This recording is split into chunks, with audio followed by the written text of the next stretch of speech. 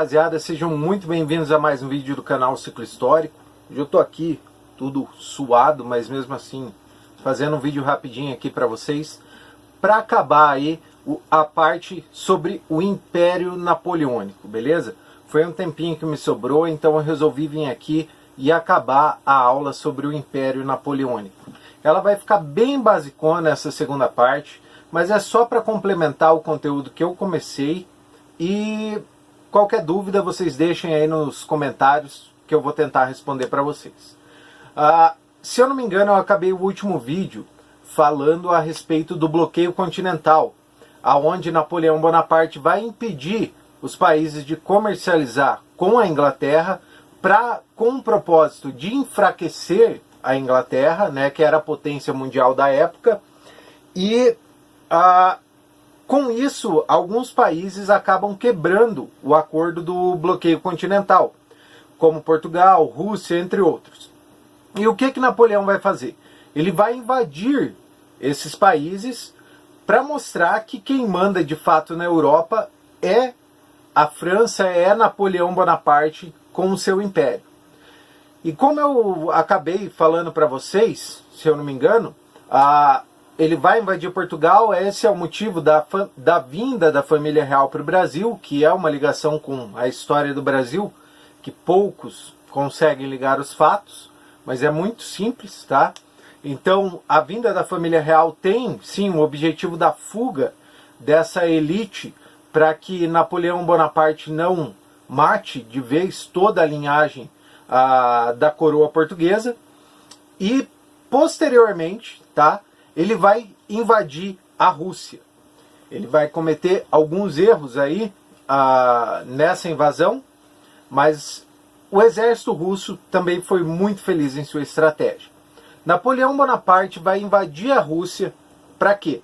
Para mostrar que quem manda é ele. Afinal, ela não podia não respeitar simplesmente um bloqueio continental que ele havia imposto. Ele exigiu que fizessem isso, senão ele ia tomar a frente. E foi o que aconteceu. Ele parte para tomar a Rússia e caiu o Império Russo nesse momento. O que acontece? Que no momento em que Napoleão Bonaparte vai entrar, um dos fatores importantes, está começando o inverno, tá? E isso, vocês que já estudaram história, sabem a gravidade desse problema. Porque, imagina, se o exército russo já acabou com os alemães, numa época que nós tínhamos tanque de guerra, tinha moto e etc., usando da artimanha do inverno, né, e além de outras artimanhas, imagina naquele período com Napoleão Bonaparte encarando essa entrada aí na Rússia em uma época de inverno. E, lógico, temos outro fator muito mais importante que determinou a queda de Napoleão nesse momento. O que acontece? Napoleão vai invadir a Rússia e o Império Russo vai tomar uma medida que fica conhecida como terra arrasada. Ah, professor, mas o que é a terra arrasada? É uma tática muito simples. A Rússia, digamos, lógico, eu não conheço o território russo, mas vamos supor que, lógico, Moscou é lá para o centro, que é a capital, né? Mas vamos supor que Moscou era a primeira cidade ali que o Império de Napoleão teria que invadir para começar a tomar a Rússia. O que os russos fizeram? Tiraram a população, tiraram todas as fontes de alimento e envenenaram a água do local. Então o que acontecia? Quando Napoleão Bonaparte chegou a esse lugar, ele viu totalmente uma cidade deserta, sem ninguém ali. Então ele já achou estranho. Ué, como isso? Não tem ninguém aqui, eles estão se refugiando mais para dentro. Mas daí ele também viu que não tinha alimento e também viu que a água não era mais potável. O que aconteceu? Ele adentra mais ainda ao território russo. E assim ele vai indo. E todas as cidades que ele chegava, existia essa técnica da terra arrasada. Ou seja, não tinha alimento, não tinha fonte para esses soldados do Império Napoleão seguir em frente Porque morriam de fome, ficavam fracos, sem força para combate. Então o exército começou a entrar em decadência conforme eles iam avançando dentro do território russo. Quando a Rússia viu que o Império de Napoleão já não tinha mais forças e condições de combater, aí foi a hora da investida. Aí os russos mandam à frente, em cima do Império Napoleônico, e, lógico, uma derrota acontece sem nenhuma questionamento, né? Porque o exército de Napoleão estava, por mais que ele seja extremamente bem treinado, ele estava extremamente limitado devido à falta de alimento e o frio monstruoso que eles enfrentavam na Rússia, lembrando que era entrada do inverno.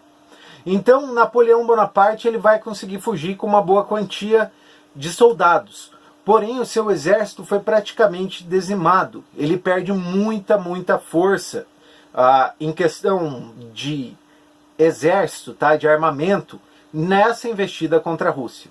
E nesse momento é algo crucial para a queda, o começo da queda do Império Napoleônico. A vitória da Rússia sobre a investida que Napoleão Bonaparte fez sobre a Rússia por causa do não respeito ao bloqueio continental. Beleza? Aí começa a queda do Império Napoleônico. A Rússia vai investir, ela vai derrubar, sim, o exército napoleônico, isso não há dúvidas, porque, como eu já falei aqui para vocês, Napoleão Bonaparte volta para a França e ele vai acabar entrando em decadência.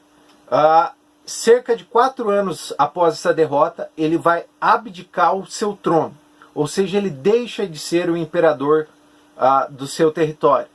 E no momento em que ele deixa de ser o imperador, ele é encaminhado à prisão de Alba, tá, galera? Ele vai ficar lá preso durante um tempo. Alba, se eu não me engano, ela é uma ilha isolada no meio do oceano, e é para lá que eram mandados os prisioneiros de grande importância para eles ficarem isolados. E Napoleão Bonaparte vai ser mandado para Alba. Alba não, desculpa, Elba. E nesse momento a França tem que se reorganizar, né? Além de todas as questões políticas do território que ela invadiu e etc. E nesse contexto todo, com essa reestruturação, nós vamos ter novamente um membro da antiga elite que controlava a França, Luís VIII, ou Luís XVIII. Luís XVIII, isso aí. Então, Luís XVIII vai tomar a frente, a França volta a ser uma monarquia, nós vamos ter o rei coroado novamente, Luís XVIII, e ele vai começar a guiar a França a partir do momento em que Napoleão Bonaparte foi preso em Elba. Beleza? Anota isso aí. Também é interessante lembrar que no momento em que Luís volta ao trono e ele começa a organizar o Congresso, que ainda existe dentro da estrutura do sistema francês, ele vai começar a organizar de novo as fronteiras que Napoleão havia expandido, né? Então tudo começa a se encaixar de novo como era anteriormente. E em 1815 nós vamos ter um Congresso de Viena. E enquanto esse congresso acontecia, o Napoleão Bonaparte vai conseguir fugir de Elba. E como ele fugiu ninguém sabe até hoje, mas ele foge e volta para a França. E chegando na França, ele marcha em direção ao trono de Luís. E Luís, só de ficar sabendo, pina o pé. E acaba deixando o trono livre de novo para Napoleão Bonaparte. E Napoleão Bonaparte se coroa de novo o rei da França. Tá? Então, todo esse alvoroço estava acontecendo, do nada volta Napoleão, surge como um fantasma que apareceu e pega o trono de novo porque Luís ficou com medo dele e fugiu. Tá? Então Napoleão volta e se coroa o rei da França, o imperador novamente, sem nenhum questionamento ele volta ao poder. Mas é interessante nós lembrarmos que Napoleão não tem mais aquele exército forte, bem treinado igual ele estava, porque a maioria foi dizimado no ataque à Rússia. Então Napoleão, quando ele retorna, como ele vai questionar essas questões de fronteira de novo, ele vai entrar em pequenas guerras a todo local. E o seu governo, né, não vai durar mais de 100 dias. Ele vai perder uma batalha, eu não sei falar o nome da cidade, se eu não me engano é Waterfoo, alguma coisa assim, na Bélgica, tá? É uma batalha bastante conhecida, vai ser a queda de Napoleão Bonaparte. Ele perdendo essa guerra marca o fim de todo o seu império. Após essa segunda derrota, ele vai ser mandado para uma ilha no meio do Atlântico, chamada Santa Helena, e lá ele vai permanecer até a sua morte. Lá ele não conseguiu fugir, não teve ninguém que tentou ajudar ele, tá? E ele conseguiu ter os seus últimos suspiros lá dentro daquela ilha. Ele não chegou a ser morto em combate nessa batalha aí que eu comentei. Mas ele sim vai ser preso de novo, vai ser ilhado nessa prisão de Santa Helena, e lá ele vai viver até o resto dos seus dias. E na França, o rei Luís XVIII, o cagão que fugiu de Napoleão, volta a ser rei, e assim acaba o processo do Império Napoleônico. O que é interessante nós notarmos aqui, que toda essa estrutura, todo em torno do acontecimento, desde a Revolução Francesa, que acontece antes do Império Napoleônico, tudo isso juntando todas as revoluções, as ideias revolucionárias, acaba acontecendo a mesma coisa que nada. Porque a luta para se destronar, para sair desse processo da monarquia, no final do Império Napoleônico, nós vamos ter a França de novo na mão de um rei e dentro de um sistema monárquico, ou seja, onde um rei toma a frente.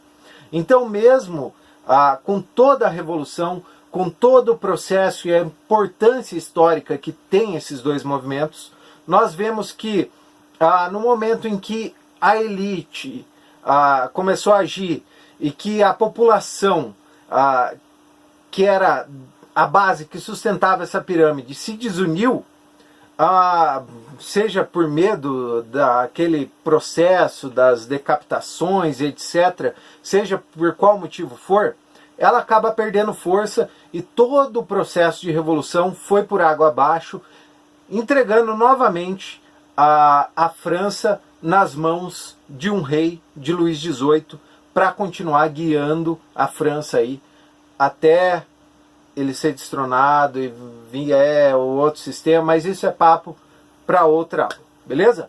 Um grande abraço, espero que vocês tenham gostado, deixe o seu like, se inscreve aí no canal, falou e tchau!